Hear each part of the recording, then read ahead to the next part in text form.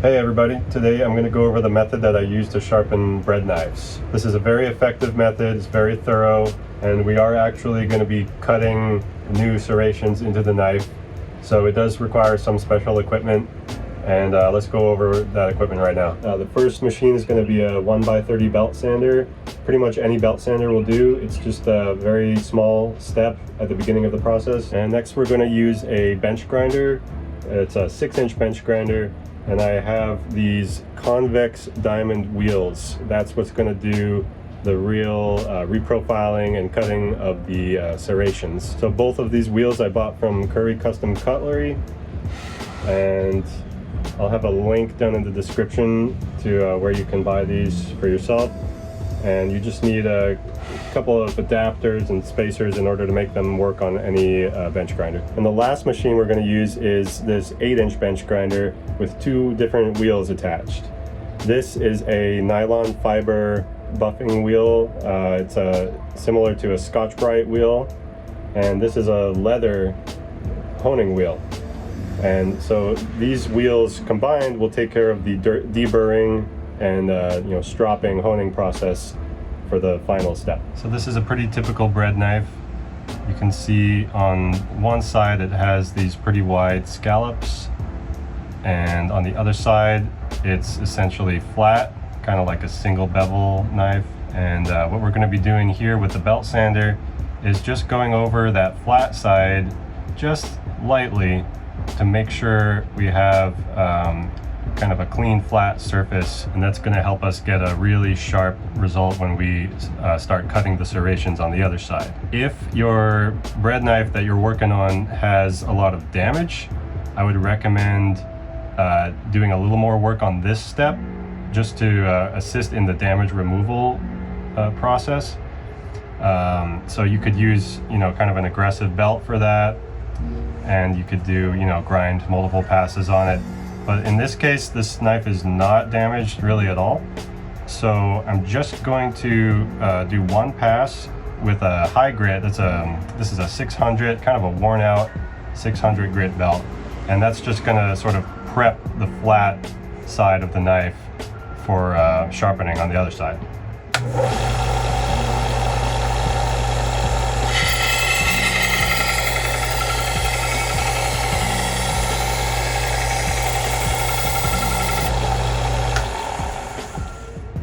So now we have a nice clean and even surface to work with on that side. Let's move on to the next step. So this is a 6-inch low speed bench grinder. You can see some of the details here. It's 1750 RPM. And I also have the motor part flipped around so that the wheels are spinning up and away from me like this. So these wheels come in a few different sizes. This right here is the 1-inch wide wheel, and this is the 1/2 inch.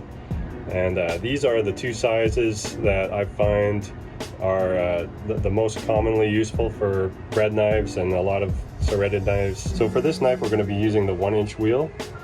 We have some pretty wide serrations on this, like a lot of bread knives have. I find that if anything, you want the wheel, the point of contact of the wheel that you're using, to be slightly wider than the serrations that you're working with. The reason for that is because as the wheel, let me zoom in here, as the wheel works itself, if it's a little bit wider than the serrations that are there, as it works itself in, it's going to push the points to the sides. So as you're doing this, you want to be really careful and really make sure you check everything that you're doing as you go. It's really easy to do too much with this method. So I'm going to go ahead and turn it on and kind of do like a scratch test. I'll just pick a random spot on the knife, and you can kind of do a little scratch test, play with your angle and make sure you're hitting it just right.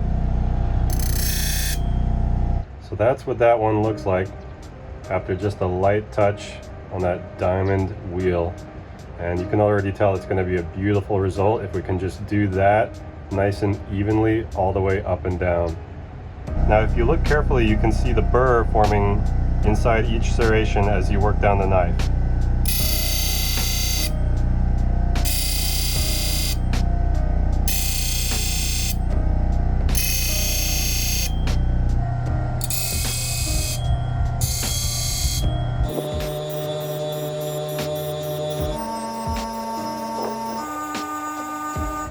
just love how these look off of that machine. It's really, you know, you're really removing any damage and creating a nice, super sharp serration with that.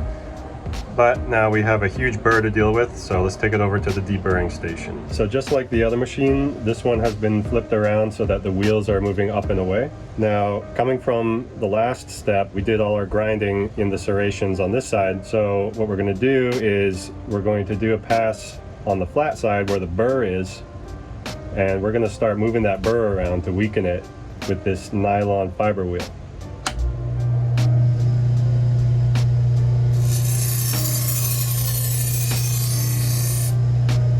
And just gentle pressure for all of this. And now I'm going to flip over to the other side and do a very light pass and kind of use the corner of the wheel to get inside the serrations a little bit, but very light.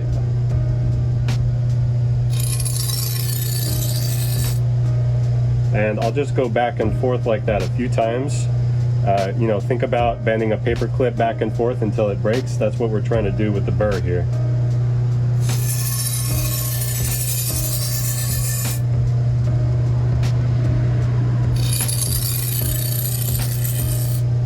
Should be able to see some of the burr actually flying off at this stage.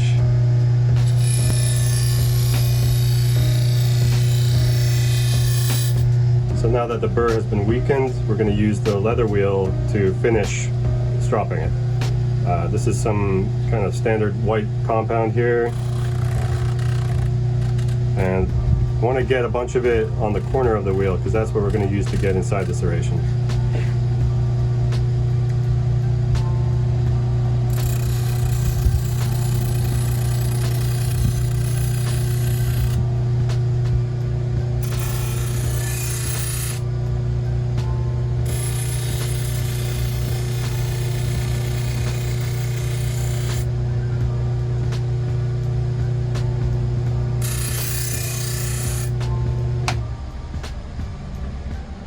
So not only is it a good looking result, but it's extremely functional as well.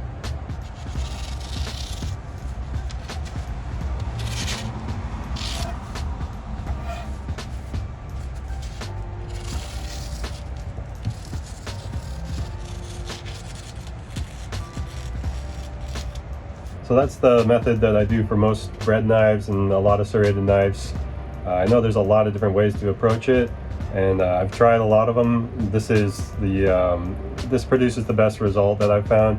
And once you have the equipment set up and you're kind of used to the workflow of it, it really doesn't take too long, and it makes a huge difference on knives. I do this for a lot of my restaurant customers on a weekly basis, and especially if you have a bread knife that has a lot of damage, chips in the serrations, this is a way that you can really restore the serrations, and the result can be, you know, a knife that performs just as well or even better than a brand new knife. Yeah, I hope that helps some people out there and gives you some ideas of how to work with serrated knives. Let me know down in the comments if you guys have any questions about anything. And yeah, thanks a lot for watching. I'll see you in the next one.